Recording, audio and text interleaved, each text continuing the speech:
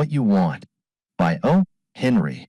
Night had fallen on that great and beautiful city known as Baghdad on the subway, and with the night came the enchanted glamour that belongs not to Arabia alone. In different masquerade, the streets, bazaars, and walled houses of the Occidental city of romance were filled with the same kind of folk that so much interested our interesting old friend, the late Mr. H.A. Rashid. They wore clothes 1,100 years nearer to the latest styles than H.A. saw in old Baghdad, but they were about the same people underneath. With the eye of faith, you could have seen the little hunchback, Sinbad the sailor, Fitbad the tailor, the beautiful Persian, the one-eyed calendars, Ali Baba and 40 robbers on every block, and the barber and his 6 brothers, and all the old Arabian gang easily. But let us revenue to our lamb chops. Old Tom Crowley was a caliph. He had $42 million in preferred stocks and bonds with solid gold edges. In these times, to be called a caliph you must have money. The old-style caliph business as conducted by Mr. Rashid is not safe. If you hold up a person nowadays in a bazaar or a Turkish bath or a side street and inquire into his private and personal affairs, the police court will get you. Old Tom was tired of clubs, theaters, dinners, friends, music, money, and everything. That's what makes a caliph. You must get to despise everything that money can buy, and then go out and try to want something that you can't pay for. I'll take a little trot around town all by myself, thought old Tom, and try if I can stir up anything new. Let's see, it seems I've read about a king, or a Cardiff giant, or something in old times who used to go about with false whiskers on, making Persian dates with folks he hadn't been introduced to. That don't listen like a bad idea. I certainly have got a case of humdrumness and fatigue on for the ones I do know. That old Cardiff used to pick up cases of trouble as he ran upon him and give him gold sequins, I think it was, and make him marry or got him good government jobs. Now, I'd like something of that sort. My money is as good as his was, even if the magazines do ask me every month where I got it. Yes, I guess I'll do a little Cardiff business tonight and see how it goes. Plainly dressed, old Tom Crowley left his Madison Avenue palace and walked westward and then south. As he stepped to the sidewalk, Fate, who holds the ends of the strings in the central offices of all the enchanted cities, pulled a thread, and a young man 20 blocks away looked at a wall clock and then put on his coat. James Turner worked in one of those little hat-cleaning establishments on 6th Avenue in which a fire alarm rings when you push the door open, and where they clean your hat while you wait 2 days. James stood all day at an electric machine that turned hats around faster than the best brands of champagne ever could have done. Overlooking your mild impertinence and feeling a curiosity about the personal appearance of a stranger, I will give you a modified description of him. Weight, 118. Complexion, hair and brain, light. Height, 5 feet 6. Age, about 23. Dressed in a $10 suit of greenish-blue serge. Pockets containing 2 keys and 63 cents in change. But do not misconjecture, because this description sounds like a general alarm that James was either lost or a dead one. Allons. James stood all day at his work. His feet were tender and extremely susceptible to impositions being put upon or below them. All day long they burned and smarted, causing him much suffering and inconvenience. But he was earning $12 per week, which he needed to support his feet whether his feet would support him or not. James Turner had his own conception of what happiness was, just as you and I have ours. Your delight is to gad about the world in yachts and motor cars, and to hurl ducats at wildfowl. Mine is to smoke a pipe at evenfall and watch a badger, a rattlesnake, and an owl go into their common prairie home one by one. James Turner's idea of bliss was different, but it was his. He would go directly to his boarding house when his day's work was done. After his supper of small steak, Bessemer potatoes, stood, not stewed, apples and infusion of chicory, he would ascend to his 5th-floor back hall room. Then he would take off his shoes and socks, place the soles of his burning feet against the cold bars of his iron bed, and read Clark Russell's sea yarns. The delicious relief of the cool metal applied to his smarting soles was his nightly joy. His favorite novels never palled upon him. The sea and the adventures of its navigators were his sole intellectual passion. No millionaire was ever happier than James Turner taking his ease. When James left the hat-cleaning shop, he walked 3 blocks out of his way home to look over the goods of a second-hand bookstall. On the sidewalk stands, he had more than once picked up a paper-covered volume of Clark Russell at half price. While he was bending with a scholarly stoop over the marked-down miscellany of cast-off literature, old Tom the caliph sauntered by. His discerning eye, made keen by 20 years' experience in the manufacture of laundry soap, save the wrappers, recognized instantly the poor and discerning scholar, a worthy object of his caliphanous mood. He descended the 2 shallow stone steps that led from the sidewalk and addressed without hesitation the object of his designed munificence.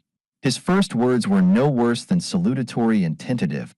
James Turner looked up coldly, with Sartor Resartus in one hand and a mad marriage in the other. "Beat it," said he. "I don't want to buy any coat hangers or town lots in Hankapoo, New Jersey. Run along now and play with your teddy bear." "Young man," said the caliph, ignoring the flippancy of the hat cleaner, "I observe that you are of a studious disposition. Learning is one of the finest things in the world. I never had any of it worth mentioning, but I admire to see it in others. I come from the West, where we imagine nothing but facts. Maybe I couldn't understand the poetry and allusions in them books you are picking over, but I like to see somebody else seem to know what they mean. I'm worth about $40 million, and I'm getting richer every day. I made the height of it manufacturing Aunt Patty's silver soap. I invented the art of making it. I experimented for 3 years before I got just the right quantity of chloride of sodium solution and caustic potash mixture to curdle properly. And after I had taken some $9 million out of the soap business, I made the rest in corn and wheat futures. Now, you seem to have the literary and scholarly turn of character, and I'll tell you what I'll do. I'll pay for your education at the finest college in the world. I'll pay the expense of your rummaging over Europe and the art galleries, and finally set you up in a good business. You needn't make it soap if you have any objections. I see by your clothes and frazzled necktie that you are mighty poor, and you can't afford to turn down the offer. Well, when do you want to begin?" The hat cleaner turned upon old Tom the eye of the big city, which is an eye expressive of cold and justifiable suspicion, of judgment suspended as high as Haman was hung, of self-preservation, of challenge, curiosity, defiance, cynicism, and, strange as you may think it, of a childlike yearning for friendliness and fellowship that must be hidden when one walks among the stranger bands. For a new Baghdad one, in order to survive, must suspect whosoever sits, dwells, drinks, rides, walks or sleeps in the adjacent chair, house, booth, seat, path or room. "Say, Mike," said James Turner, "what's your line? Anyway shoelaces? I'm not buying anything. You better put an egg in your shoe and beat it before incidents occur to you. You can't work off any fountain pens, gold spectacles you found on the street, or trust company certificate house clearings on me. Say, do I look like I'd climbed down one of the missing fire escapes at Helican Hall? What's vitiating you anyhow?"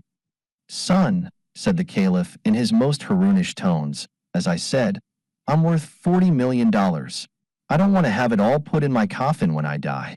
I want to do some good with it. I seen you handling over these here volumes of literature, and I thought I'd keep you. I've give the missionary societies $2 million, but what did I get out of it? Nothing but a receipt from the secretary. Now, you are just the kind of young man I'd like to take up and see what money could make of him." Volumes of Clark Russell were hard to find that evening at the old book shop, and James Turner's smarting and aching feet did not tend to improve his temper. Humble hat cleaner though he was, he had a spirit equal to any caliph's. "Say, you old faker," he said, angrily, "be on your way. I don't know what your game is, unless you want change for a bogus $40 million bill. Well, I don't carry that much around with me, but I do carry a pretty fair left-handed punch that you'll get if you don't move on." "You are a blamed impudent little gutter pup," said the caliph. Then James delivered his self-praised punch. Old Tom seized him by the collar and kicked him thrice. The hat cleaner rallied and clinched. 2 bookstands were overturned, and the books sent flying. A copy came up, took an arm of each, and marched them to the nearest station house. "Fighting and disorderly conduct," said the cop to the sergeant. $300 bail," said the sergeant at once, asseveratingly and inquiringly. 63 cents, said James Turner with a harsh laugh. The caliph searched his pockets and collected small bills and change amounting to $4. I am worth, he said, $40 million, but— Lock him up, ordered the sergeant. In his cell, James Turner laid himself on his cot, ruminating. Maybe he's got the money, and maybe he ain't. But if he has or he ain't, what does he want to go round butting into other folks' business for? When a man knows what he wants and can get it, it's the same as $40 million to him. Then an idea came to him that brought a pleased look to his face. He removed his socks, drew his cot close to the door, stretched himself out luxuriously, and placed his tortured feet against the cold bars of the cell door. Something hard and bulky under the blankets of his cot gave one's shoulder discomfort. He reached under and drew out a paper-covered volume by Clark Russell called A Sailor's Sweetheart. He gave a great sigh of contentment. Presently, to his cell came the doorman and said, Say, kid, that old gazebo that was pinched with you for scrapping seems to have been the goods after all. He phoned to his friends, and he's out at the desk now with a roll of yellowbacks as big as a Pullman car pillow. He wants to bail you, and for you to come out and see him. Tell him I ain't in, said James Turner. Vanity and Some Sables. By O. Henry. When Kid Brady was sent to the rope by Molly McKeever's blue-black eyes, he withdrew from the Stovepipe Gang. So much for the power of a colleen's bland-errand tongue and stubborn true-heartedness. If you are a man who read this, may such an influence be sent you before 2 o'clock tomorrow. If you are a woman, may your Pomeranian greet you this morning with a cold nose, a sign of dog health and your happiness. The Stovepipe Gang borrowed its name from a sub-district of the city called the Stovepipe, which is a narrow and natural extension of the familiar district known as Hell's Kitchen. The Stovepipe strip of town runs along 11th and 12th Avenues on the river and bends a hard and sooty elbow around little, lost homeless DeWitt Clinton Park. Consider that a stovepipe is an important factor in any kitchen and the situation is analyzed. The chefs in Hell's Kitchen are many, and the Stovepipe Gang wears the cordon bleu. The members of this unchartered but widely known brotherhood appeared to pass their time on street corners arrayed like the lilies of the conservatory and busy with nail files and penknives. Thus displayed as a guarantee of good faith, they carried on an innocuous conversation in a 200-word vocabulary, to the casual observer as innocent and immaterial as that heard in clubs 7 blocks to the east. But off exhibition the stovepipes were not mere street corner ornaments addicted to posing and manicuring. Their serious occupation was the separating of citizens from their coin and valuables. Preferably this was done by weird and singular tricks without noise or bloodshed. But whenever the citizen honored by their attentions refused to impoverish himself gracefully, his objections came to be spread finally upon some police station blotter or hospital register. The police held the Stovepipe Gang in perpetual suspicion and respect. As the nightingale's liquid note is heard in the deepest shadows, so along the stovepipe's dark and narrow confines the whistle for reserves punctures the dull ear of night. Whenever there was smoke in the stovepipe, the tasseled men in blue knew there was fire in Hell's Kitchen. Kid Brady promised Molly to be good. Kid was the vainest, the strongest, the wariest, and the most successful plotter in the gang. Therefore, the boys were sorry to give him up. But they witnessed his fall to a virtuous life without protest. For, in the kitchen, it is considered neither unmanly nor improper for a guy to do as his girl advises. Black her eye for love's sake, if you will, but it is all to the good business to do a thing when she wants you to do it. Turn off the hydrant, said the kid, one night when Molly, tearful, besought him to amend his ways. I'm going to cut out the gang, you for mine, and the simple life on the side. I'll tell you, Moll, I'll get work, and in a year we'll get married. I'll do it for you. We'll get a flat and a flute, and a sewing machine and a rubber plant, and live as honest as we can. Oh, kid, sighed Molly, wiping the powder off his shoulder with her handkerchief. I'd rather hear you say that than to own all of New York, and we can be happy on so little. The kid looked down at his speckless cuffs and shining patent leathers with a suspicion of melancholy. It'll hurt hardest in the rags department, said he. I've kind of always liked to rig out swell when I could. You know how I hate cheap things, Moll. This suit set me back 65. Anything in the wearing apparel line has got to be just so.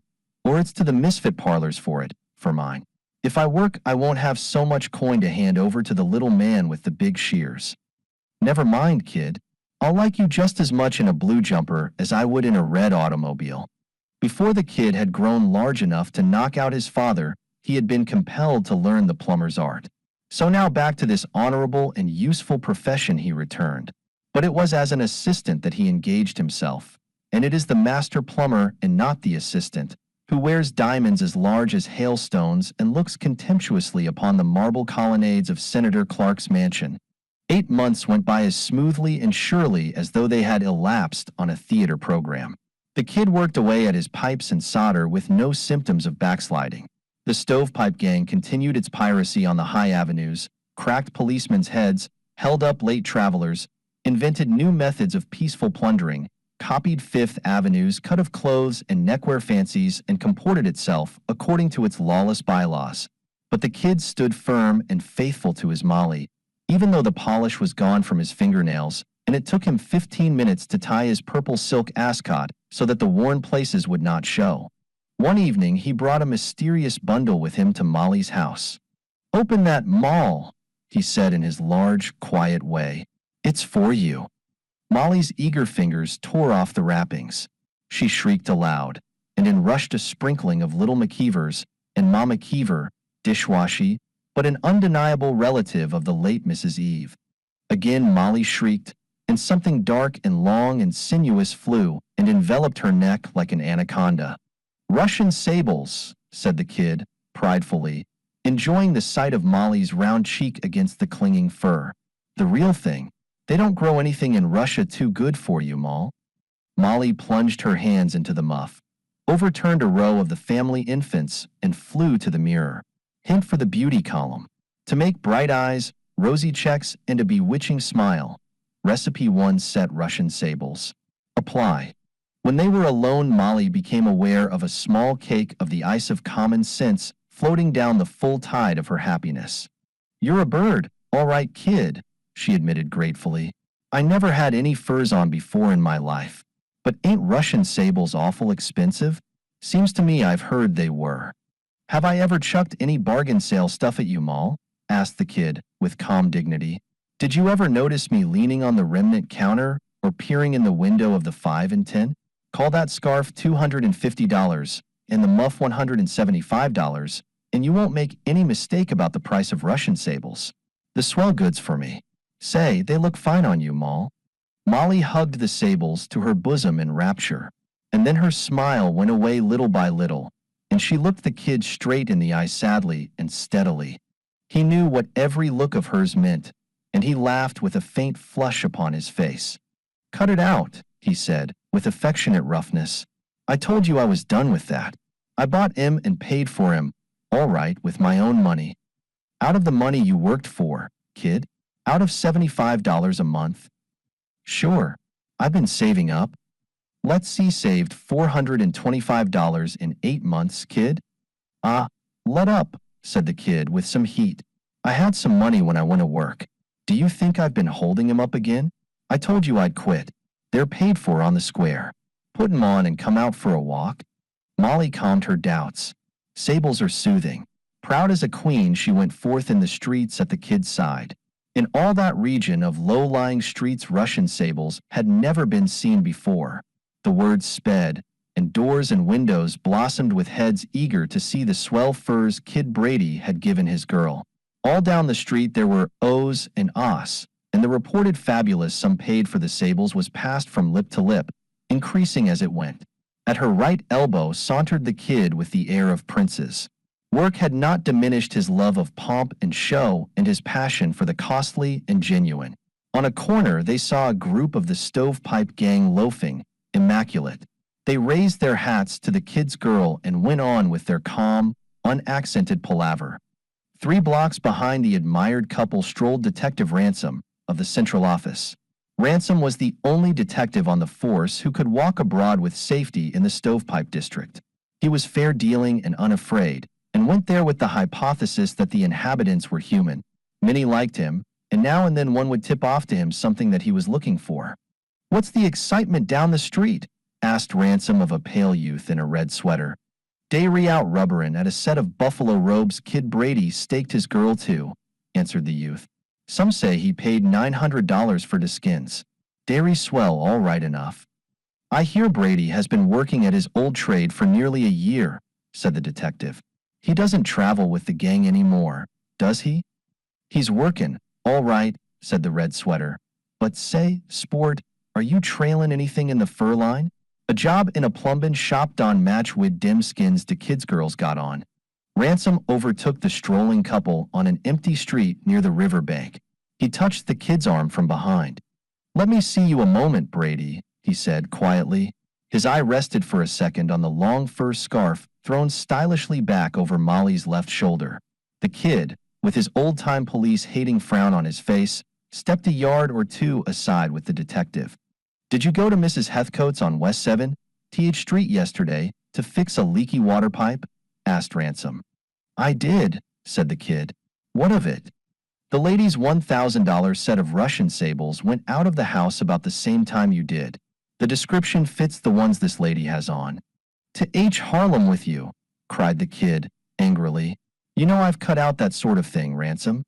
I bought them sables yesterday at... The kid stopped short. I know you've been working straight lately, said Ransom. I'll give you every chance. I'll go with you where you say you bought the furs and investigate. The lady can wear 'em along with us and nobody'll be on. That's fair, Brady. Come on, agreed the kid hotly.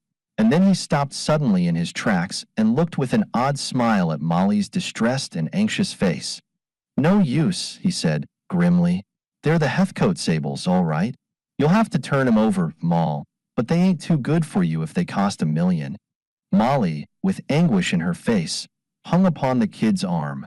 Oh, Kitty, you've broke my heart, she said. I was so proud of you, and now they'll do you, and where's our happiness gone? Go home, said the kid, wildly. Come on, Ransom, take the furs. Let's get away from here. Wait a minute, I've a good mind to know. I'll be D. If I can do it, run along. Moll, I'm ready. Ransom. Around the corner of a lumber yard came Policeman Cohen on his way to his beat along the river. The detective signed to him for assistance. Cohen joined the group. Ransom explained. Sure, said Cohen. I hear about those sapless dat vast stole. You say you have dim here? Policeman Cohen took the end of Molly's late scarf in his hands and looked at it closely. Once, he said, I sold furs in 6th Avenue. Yes, dese are sapless. They come from Alaska. Dis scarf is vort $12 and dis muff. Biff! Came the palm of the kid's powerful hand upon the policeman's mouth. Cohen staggered and rallied. Molly screamed. The detective threw himself upon Brady and with Cohen's aid got the nippers on his wrist. The scarf is vort $12 and the muff is vort $9, persisted the policeman. VOT is dis talk about $1,000 sapless? The kid sat upon a pile of lumber and his face turned dark red. Correct, Solomonsky, he declared, viciously. I paid $21.50 for the set. I'd rather have got 6 months and not have told it. Me, the swell guy that wouldn't look at anything cheap. I'm a plain bluffer. Moll, my salary couldn't spell sables in Russian. Molly cast herself upon his neck. What do I care for all the sables and money in the world? She cried. It's my kitty I want. Oh, you dear, stuck-up, crazy blockhead. You can take dose nippers off, said Cohen to the detective. Before I leave the station to report, come and dat de lady vind her sables, hanging in her wardrobe. Young man, I excuse you dat punch in my vase dis von time. Ransom handed Molly her furs. Her eyes were smiling upon the kid. She wound the scarf and threw the end over her left shoulder with a Duchess grace. A couple of young voles, said Policeman Cohen to Ransom. Come on away. Ulysses and the Dogman. By O. Henry. Do you know the time of the Dogman? When the forefinger of twilight begins to smudge the clear-drawn lines of the big city, there is inaugurated an hour devoted to one of the most melancholy sights of urban life.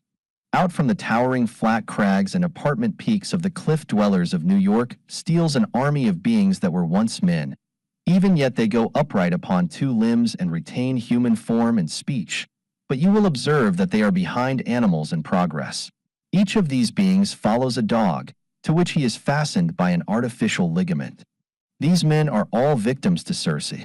Not willingly do they become flunkies to Fido, bellboys to bull terriers, and toddlers after Towser.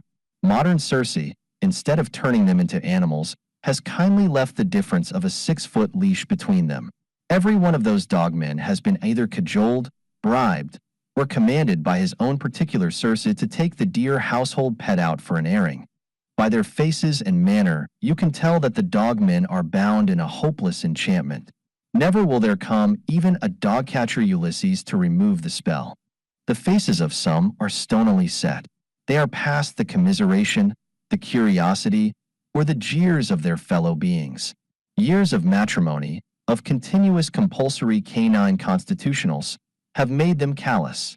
They unwind their beasts from lamp posts, or the ensnared legs of profane pedestrians, with the stolidity of mandarins manipulating the strings of their kites. Others, more recently reduced to the ranks of Rover's retinue, take their medicine sulkily and fiercely. They play the dog on the end of their line with the pleasure felt by the girl out fishing when she catches a sea robin on her hook. They glare at you threateningly if you look at them, as if it would be their delight to let slip the dogs of war. These are half-mutinous dogmen, not quite Circe-ized, and you will do well not to kick their charges, should they sniff around your ankles. Others of the tribe do not seem to feel so keenly. They are mostly unfresh youths, with gold caps and drooping cigarettes, who do not harmonize with their dogs. The animals they attend wear satin bows in their collars, and the young men steer them so assiduously that you are tempted to the theory that some personal advantage, contingent upon satisfactory service, waits upon the execution of their duties. The dogs thus personally conducted are of many varieties, but they are one in fatness, in pampered, diseased vileness of temper, in insolent, snarling capriciousness of behavior. They tug at the leash fractiously. They make leisurely nasal inventory of every doorstep, railing, and post. They sit down to rest when they choose. They wheeze like the winner of a Third Avenue beefsteak eating contest. They blunder clumsily into open cellars and coal holes. They lead the dogmen a merry dance. These unfortunate dry nurses of dogdom, the cur cuddlers, mongrel managers, spit stalkers, poodle pullers, skyscrapers, dachshund dandlers, terrier trailers, and Pomeranian pushers of the cliff-dwelling Circes follow their charges meekly. The doggies neither fear nor respect them. Masters of the house these men whom they hold in leash may be, but they are not masters of them. From cozy corner to fire escape, from divan to dumbwaiter, Doggy's snarl easily drives this two-legged being who is commissioned to walk at the other end of his string during his outing. One twilight the dogmen came forth as usual at their Circe's pleading, guerdon, or crack of the whip. One among them was a strong man, apparently of too solid virtues for this airy vocation. His expression was melancholic, his manner depressed. He was leashed to a vile white dog, loathsomely fat, fiendishly ill-natured, gloatingly intractable toward his despised conductor. At a corner nearest to his apartment house, the dogman turned down a side street, hoping for fewer witnesses to his ignominy. The surfeited beast waddled before him, panting with spleen and the labor of motion. Suddenly the dog stopped. A tall, brown, long-coated, wide-brimmed man stood like a colossus blocking the sidewalk and declaring, "Well, I'm a son of a gun." "Jim Barry," breathed the dogman, with exclamation points in his voice. "Sam Telfair," cried Widebrim again. "You ding-basted old Willywilla, give us your hoof." Their hands clasped in the brief, tight greeting of the West that is death to the handshake microbe. "You old fat rascal," continued Widebrim, with a wrinkled brown smile. "It's been 5 years since I seen you. I've been in this town a week, but you can't find nobody in such a place.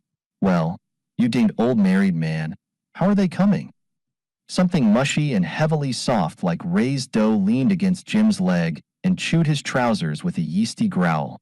"Get to work," said Jim, "and explain this yard-wide hydrophobia yearling you've throwed your lasso over.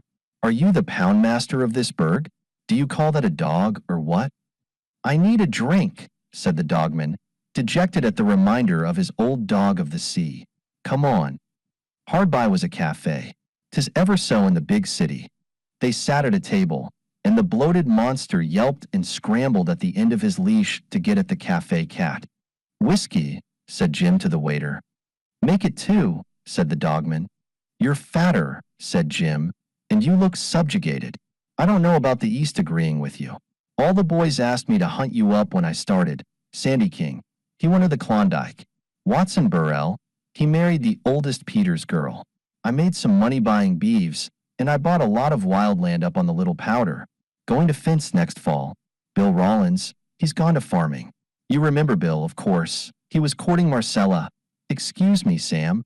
I mean the lady you married, while she was teaching school at Prairie View. But you was the lucky man. How is Mrs. Telfair?" "SHHH," said the dogman, signaling the waiter. "Give it a name." "Whiskey," said Jim. "Make it two," said the dogman. "She's well," he continued, after his chaser. "She refused to live anywhere but in New York, where she came from. We live in a flat. Every evening at 6 I take that dog out for a walk. It's Marcella's pet. There never were two animals on earth, Jim, that hated one another like me, and that dog does. His name's Lovekins. Marcella dresses for dinner while we're out. We eat table d'hote. Ever try one of them, Jim?" "No, I never," said Jim. "I seen the signs, but I thought they said table d'hole. I thought it was French for pool tables. How does it taste?" "If you're going to be in the city for a while, we will." "No, siree. I'm starting for home this evening on the 7.25. Like to stay longer, but I can't." "I'll walk down to the ferry with you," said the dogman. The dog had bound a leg each of Jim and the chair together, and had sunk into a comatose slumber. Jim stumbled, and the leash was slightly wrenched. The shrieks of the awakened beast rang for a block around.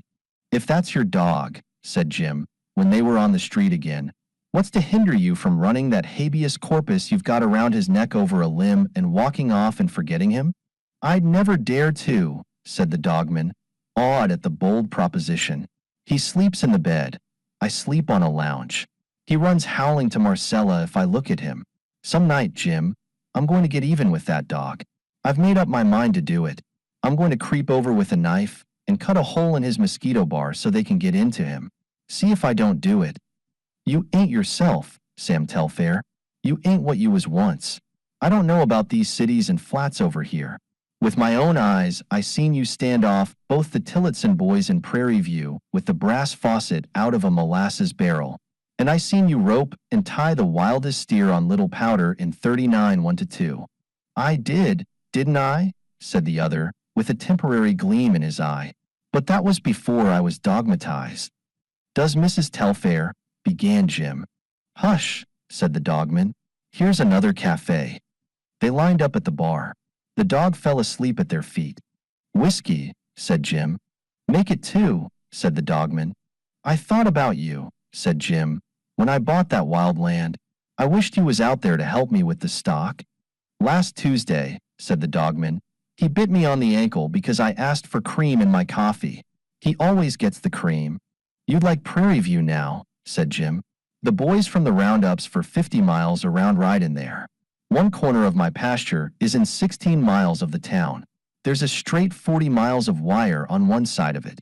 You pass through the kitchen to get to the bedroom," said the dogman, "and you pass through the parlor to get to the bathroom, and you back out through the dining room to get into the bedroom so you can turn around and leave by the kitchen. And he snores and barks in his sleep, and I have to smoke in the park on account of his asthma." "Don't Mrs. Telfair," began Jim.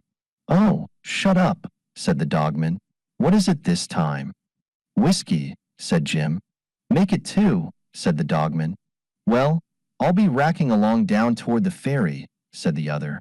"Come on, there, you mangy, turtle-backed, snake-headed, bench-legged ton-and-a-half of soap grease," shouted the dogman, with a new note in his voice and a new hand on the leash.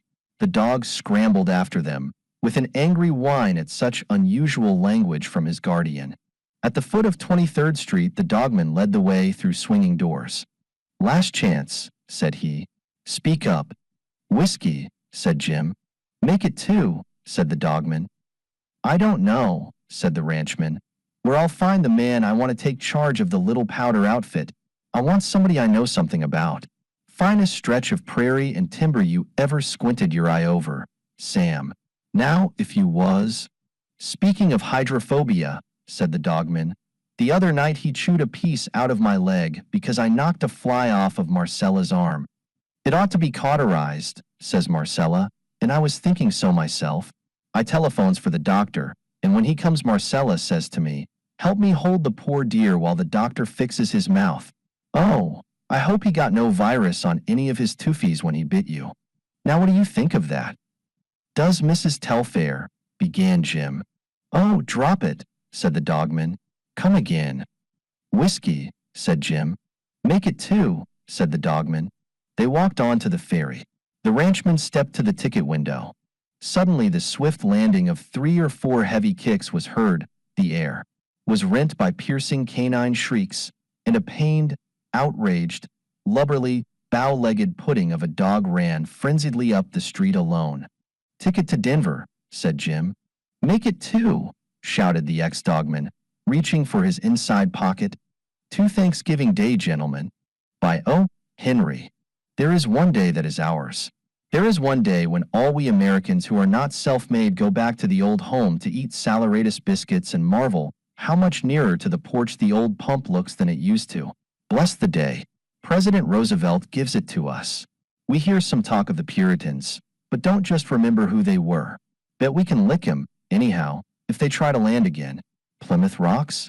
Well, that sounds more familiar.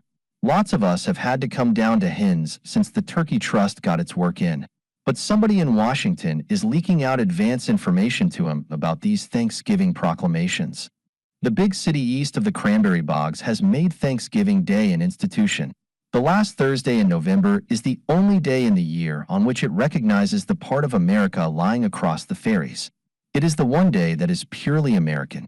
Yes, a day of celebration, exclusively American. And now for the story which is to prove to you that we have traditions on this side of the ocean that are becoming older at a much rapider rate than those of England are thanks to our get-up and enterprise. Stuffy Pete took his seat on the third bench to the right as you enter Union Square from the east, at the walk opposite the fountain. Every Thanksgiving Day for 9 years, he had taken his seat there promptly at 1 o'clock. For every time he had done so things had happened to him. Charles Dickensy things that swelled his waistcoat above his heart, and equally on the other side. But today Stuffy Pete's appearance at the annual trysting place seemed to have been rather the result of habit than of the yearly hunger which, as the philanthropists seem to think, afflicts the poor at such extended intervals. Certainly Pete was not hungry. He had just come from a feast that had left him of his powers barely those of respiration and locomotion.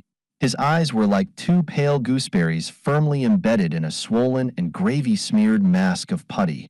His breath came in short wheezes. A senatorial roll of adipose tissue denied a fashionable set to his upturned coat collar.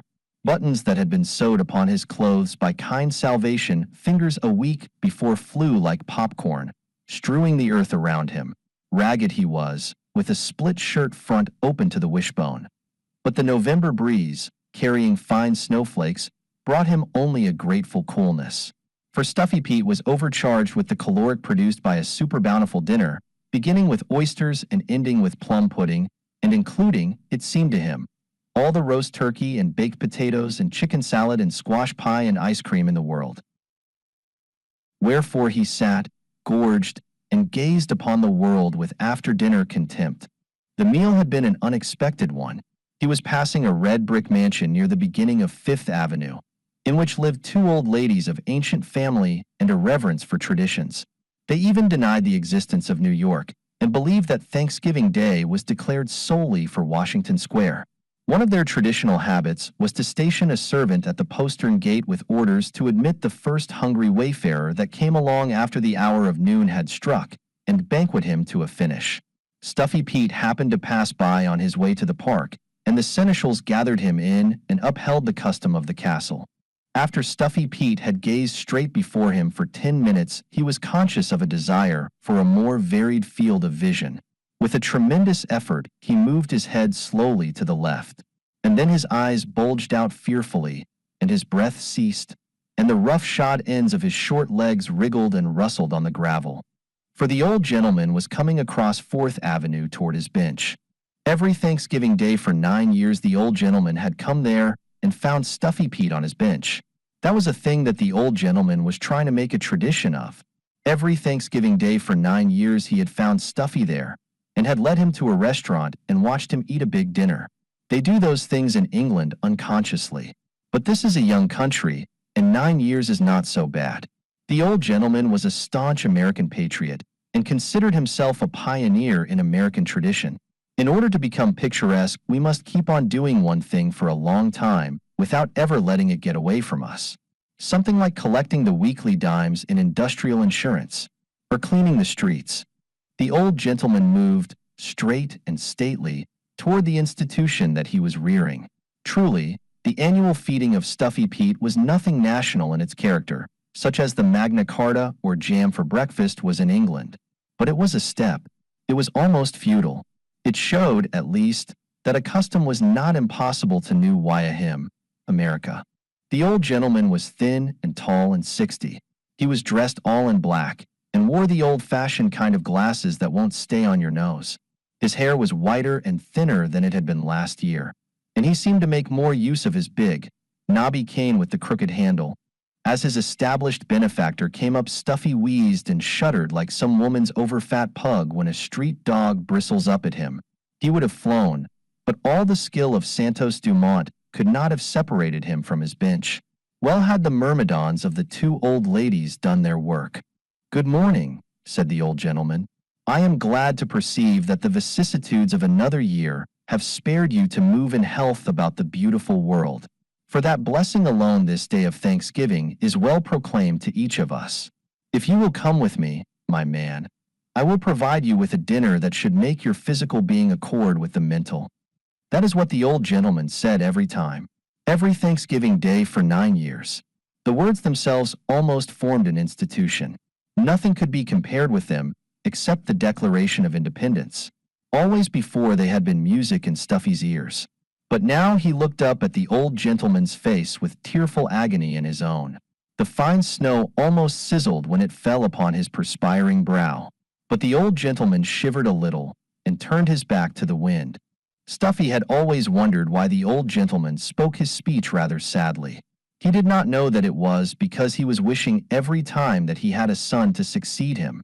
A son who would come there after he was gone, a son who would stand proud and strong before some subsequent Stuffy and say, "In memory of my father."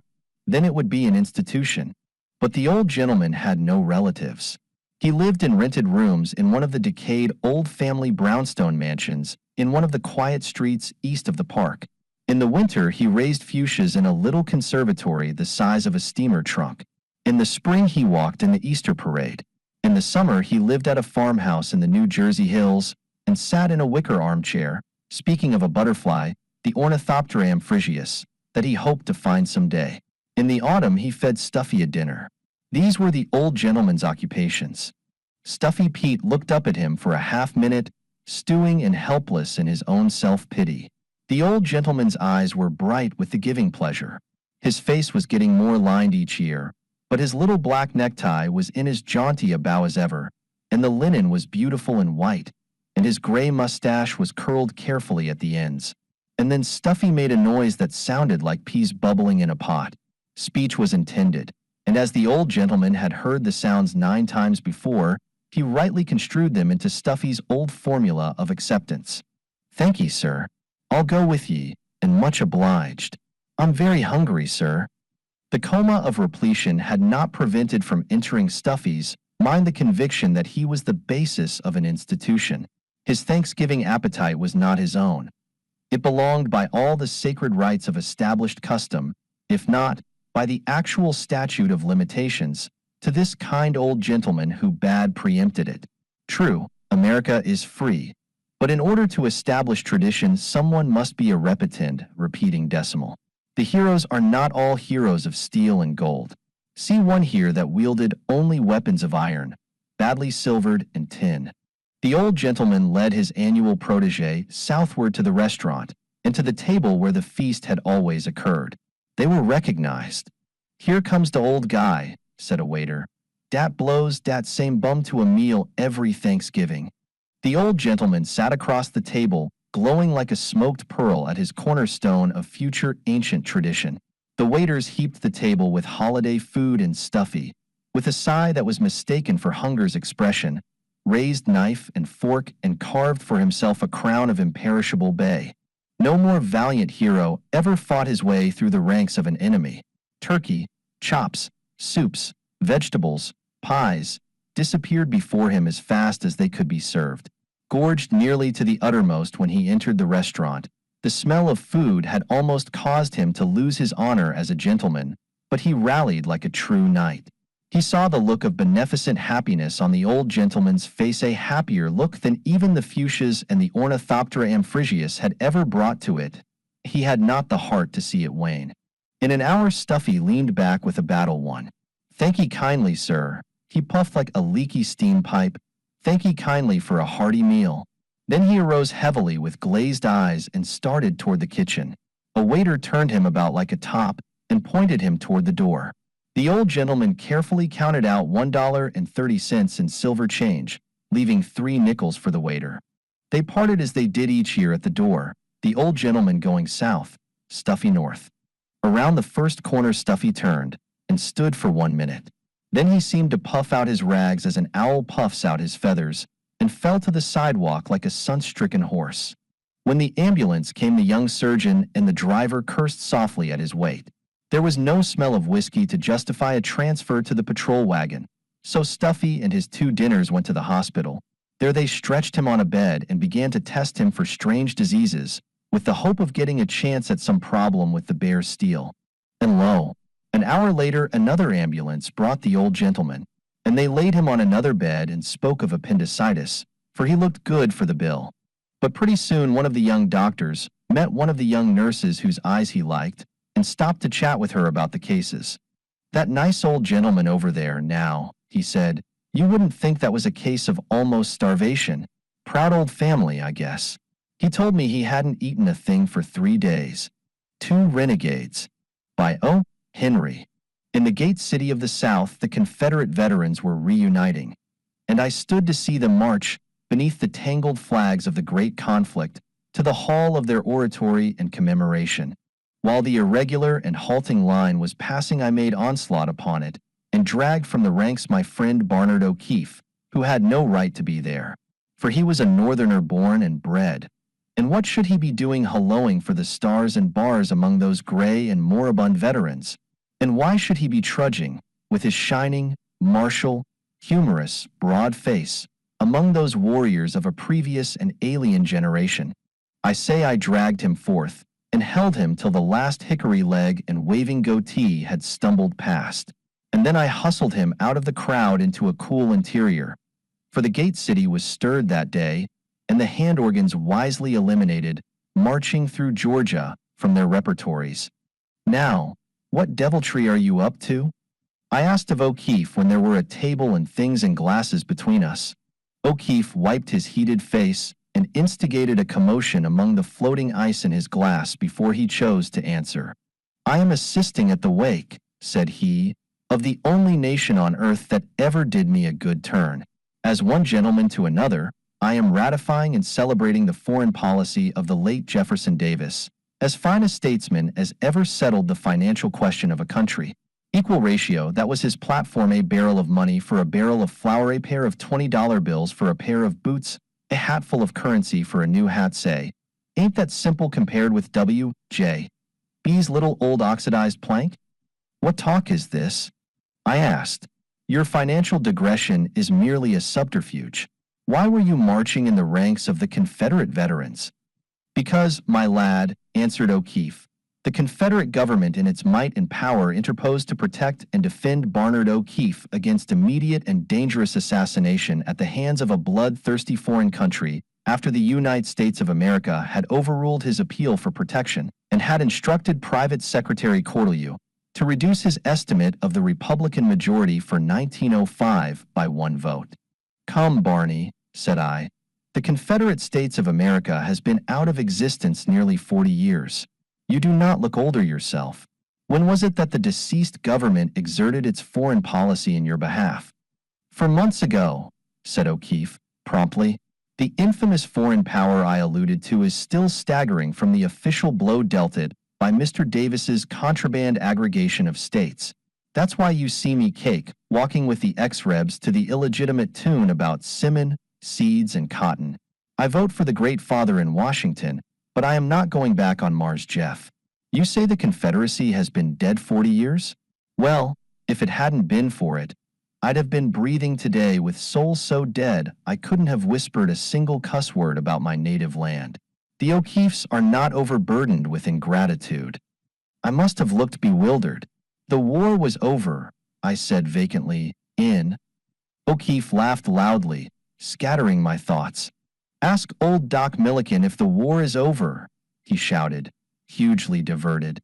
"Oh no, Doc hasn't surrendered yet. And the Confederate States, well, I just told you they bucked officially and solidly and nationally against a foreign government 4 months ago and kept me from being shot. Old Jeff's country stepped in and brought me off under its wing while Roosevelt was having a gunboat repainted and waiting for the National Campaign Committee to look up whether I had ever scratched the ticket. Isn't there a story in this, Barney?" I asked. "No," said O'Keefe, "but I'll give you the facts. You know I went down to Panama when this irritation about a canal began. I thought I'd get in on the ground floor. I did and had to sleep on it and drink water with little zoos in it. So, of course, I got the Shager's fever. That was in a little town called San Juan on the coast. After I got the fever hard enough to kill a Port-au-Prince nigger, I had a relapse in the shape of Doc Milliken. There was a doctor to attend a sick man. If Doc Milliken had your case, he made the terrors of death seem like an invitation to a donkey party. He had the bedside manners of a Paiute medicine man and the soothing presence of a dray loaded with iron bridge girders. When he laid his hand on your fevered brow, you felt like Cap John Smith just before Pocahontas won his bail. Well, this old medical outrage floated down to my shack when I sent for him. He was billed like a shad, and his eyebrows was black, and his white whiskers trickled down from his chin like milk coming out of a sprinkling pot.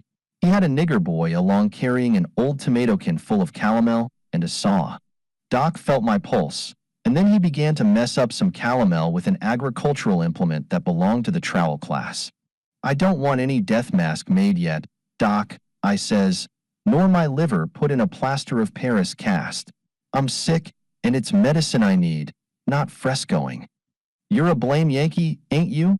asked Doc, going on mixing up his Portland cement. "I'm from the north," says I, "but I'm a plain man and don't care for mural decorations. When you get the isthmus all asphalted over with that boll weevil prescription, would you mind giving me a dose of painkiller or a little strychnine on toast to ease up this feeling of unhealthiness that I've got?" They was all sassy, just like you, says old Doc, but we lowered their temperature considerable. "Yes, sir, I reckon we sent a good many of ye over to old/mortuous Nisi Bonum/. Look at Antietam and Bull Run and Seven Pines and around Nashville. There never was a battle where we didn't lick ye unless you was 10 to our 1. I knew you were a blame Yankee the minute I laid eyes on you. Don't reopen the chasm, Doc, I begs him. Any Yankiness I may have is geographical, and, as far as I am concerned, a Southerner is as good as a Filipino any day. I'm feeling too bad to argue. Let's have secession without misrepresentation, if you say so. But what I need is more laudanum and less Lundy's Lane. If you're mixing that compound Gefloxide of Gefloxicum for me, please fill my ears with it before you get around to the Battle of Gettysburg, for there is a subject full of talk." By this time Doc Milliken had thrown up a line of fortifications on square pieces of paper, and he says to me, "Yank, take one of these powders every 2 hours. They won't kill you. I'll be around again about sundown to see if you're alive." Old Doc's powders knocked the shagers. I stayed in San Juan and got to knowing him better. He was from Mississippi and the red-hottest Southerner that ever smelled mint. He made Stonewall Jackson and R.E. Lee look like abolitionists.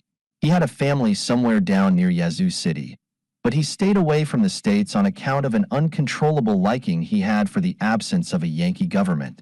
Him and me got as thick personally as the Emperor of Russia and the Dove of Peace, but sectionally we didn't amalgamate. 'Twas a beautiful system of medical practice introduced by old Doc into that isthmus of land. He'd take that bracket saw and the mild chloride and his hypodermic and treat anything from yellow fever to a personal friend. Besides his other liabilities, Doc could play a flute for a minute or two. He was guilty of 2 tunes Dixie, and another one that was mighty close to the Sewanee River, you might say one of its tributaries. He used to come down and sit with me while I was getting well, and aggrieve his flute and say unreconstructed things about the North. You'd have thought that the smoke from the first gun at Fort Sumter was still floating around in the air. You know, that was about the time they staged them property revolutions down there. That wound up in the 5th act with the thrilling canal scene where Uncle Sam has 9 curtain calls holding Miss Panama by the hand, while the bloodhounds keep Senator Morgan treed up in a coconut palm. That's the way it wound up, but at first it seemed as if Columbia was going to make Panama look like one of the $3.98 kind, with dents made in it in the factory, like they wear at North Beach fish fries. For mine, I played the straw hat crowd to win, and they gave me a colonel's commission over a brigade of 27 men in the left wing and second joint of the insurgent army. The Colombian troops were awfully rude to us. One day when I had my brigade in a sandy spot, with its shoes off doing a battalion drill by squads, the government army rushed from behind a bush at us, acting as noisy and disagreeable as they could. My troops enfilade, left-faced, and left the spot. After enticing the enemy for 3 miles or so, we struck a briar patch and had to sit down. When we were ordered to throw up our toes and surrender, we obeyed. 5 of my best staff officers fell, suffering extremely with stone-bruised heels. Then and there those Colombians took your friend Barney, sir, stripped him of the insignia of his rank, consisting of a pair of brass knuckles and a canteen of rum, and dragged him before a military court. The presiding general went through the usual legal formalities that sometimes cause a case to hang on the calendar of a South American military court as long as 10 minutes. He asked me my age, and then sentenced me to be shot. They woke up the court interpreter, an American named Jenks, who was in the rum business and vice versa, and told him to translate the verdict. Jenks stretched himself and took a morphine tablet. "You've got to back up against the dope, old man," says he to me. 3 weeks, I believe, you get. Haven't got a chew of fine cut on you, have you? Translate that again with footnotes and a glossary, says I. I don't know whether I'm discharged, condemned, or handed over to the Jerry Society. Oh, says Jenks, don't you understand? You're to be stood up against a dope wall and shot in 2 or 3 weeks. 3, I think they said. Would you mind asking him which? Says I. A week don't amount to much after you're dead, but it seems a real nice long spell while you are alive. It's 2 weeks, says the interpreter, after inquiring in Spanish of the court. Shall I ask him again? Let be, says I. Let's have a stationary verdict. If I keep on appealing this way, they'll have me shot about 10 days before I was captured. No, I haven't got any fine cut. They sends me over to the Calaboza, with a detachment of colored postal telegraph boys carrying Enfield rifles, and I am locked up in a kind of brick bakery. The temperature in there was just about the kind mentioned in the cooking recipes that call for a quick oven. Then I gives a silver dollar to one of the guards to send for the United States consul. He comes around in pajamas, with a pair of glasses on his nose and a dozen or two inside of him. I'm to be shot in 2 weeks, says I. And although I've made a memorandum of it, I don't seem to get it off my mind. You want to call up Uncle Sam on the cable as quick as you can and get him all worked up about it. Have M send the /Kentucky/ and the /Kearsarge/ and the /Oregon/ down right away. That'll be about enough battleships. But it wouldn't hurt to have a couple of cruisers and a torpedo boat destroyer too. And say, if Dewey isn't busy, better have him come along on the fastest one of the fleet.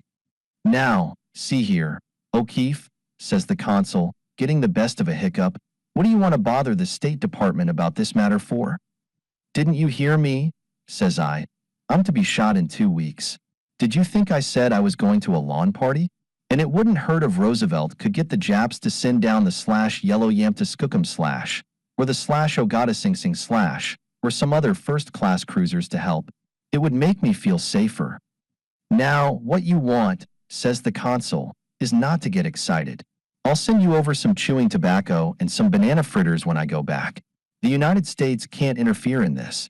You know you were caught insurging against the government, and you're subject to the laws of this country. To tell the truth, I've had an intimation from the State Department unofficially, of course, that whenever a soldier of fortune demands a fleet of gunboats in a case of revolutionary/Katzenjammer/, I should cut the cable, give him all the tobacco he wants, and after he's shot take his clothes, if they fit me, for part payment of my salary. Consul, says I to him, this is a serious question. You are representing Uncle Sam. This ain't any little international tomfoolery, like a Universal Peace Congress, or the christening of the /Shamrock 4/. I'm an American citizen and I demand protection. I demand the Mosquito Fleet, and Schley, and the Atlantic Squadron, and Bob Evans, and General E. Birdgrub, and 2 or 3 protocols. What are you going to do about it? Nothing doing, says the consul. Be off with you then, says I, out of patience with him, and send me Doc Milliken. Ask Doc to come and see me. Doc comes and looks through the bars at me, surrounded by dirty soldiers, with even my shoes and canteen confiscated, and he looks mightily pleased. Hello, Yank, says he, getting a little taste of Johnson's Island, now, ain't ye? Doc, says I, I've just had an interview with the U.S. consul.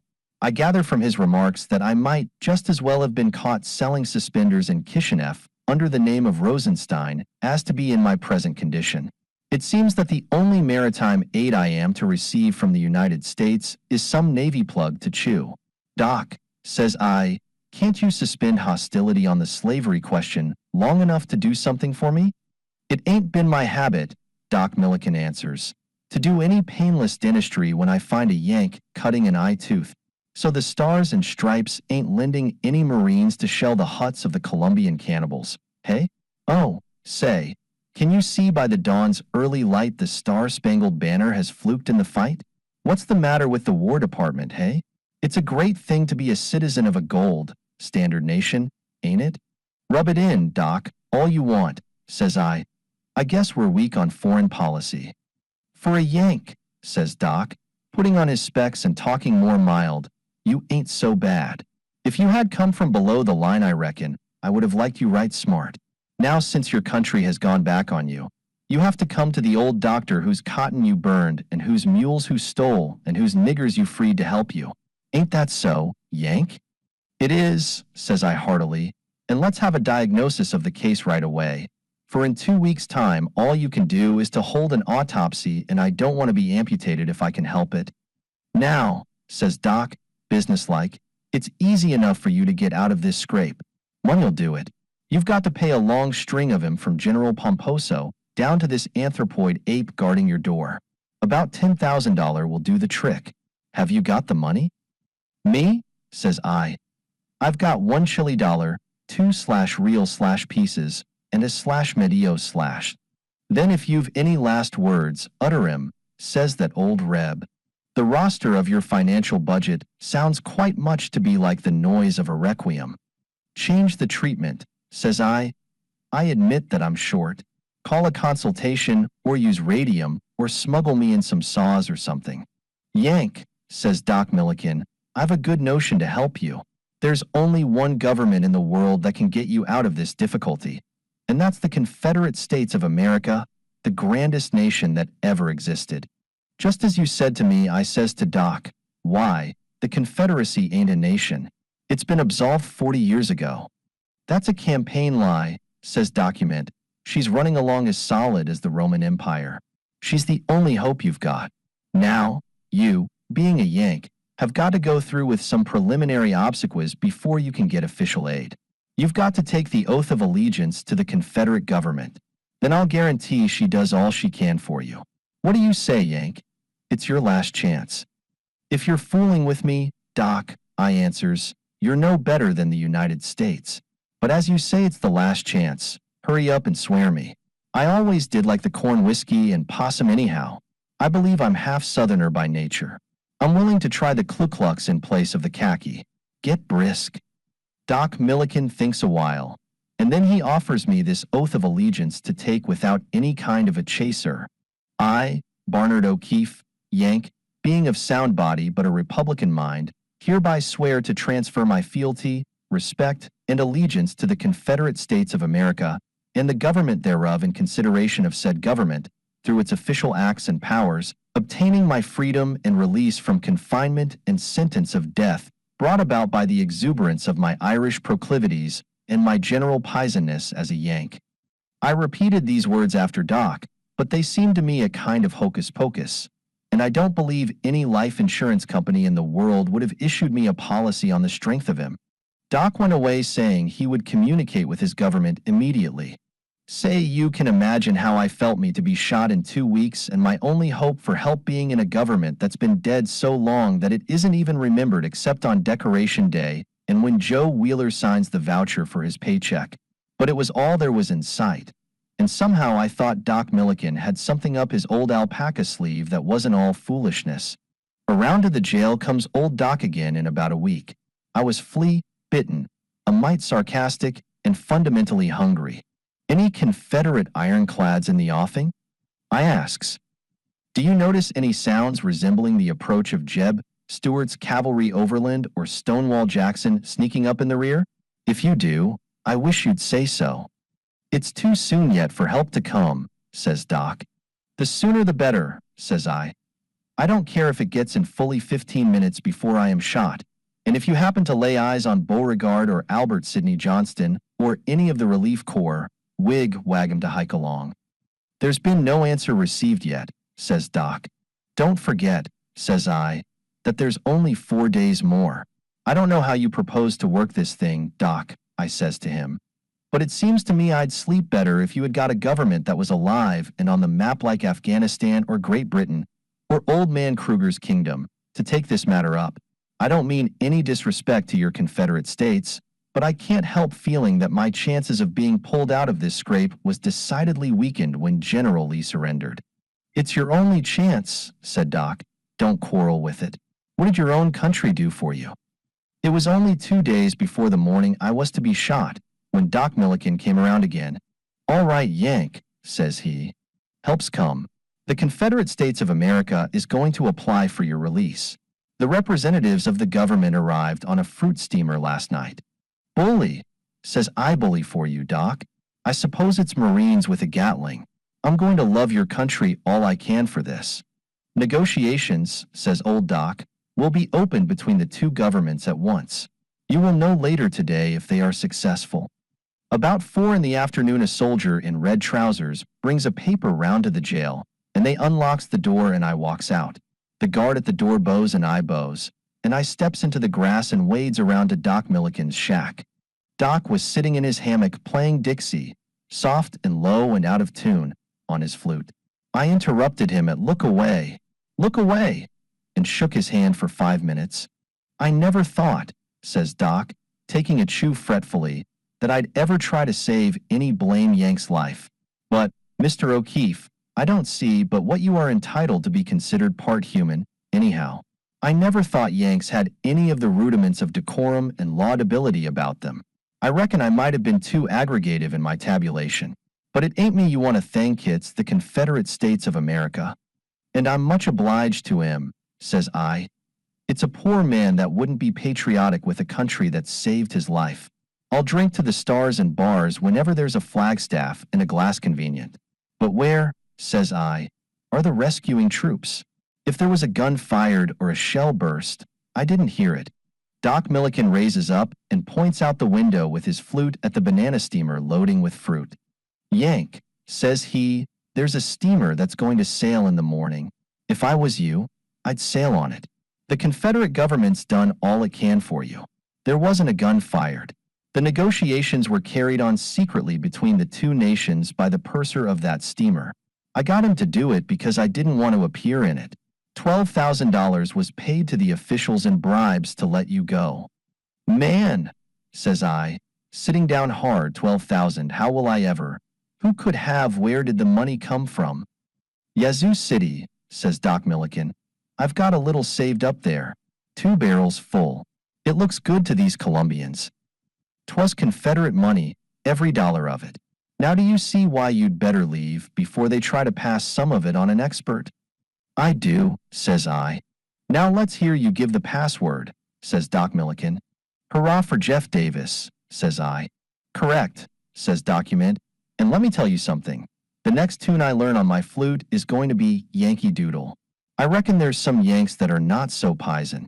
Or, if you was me, would you try the red, white, and blue?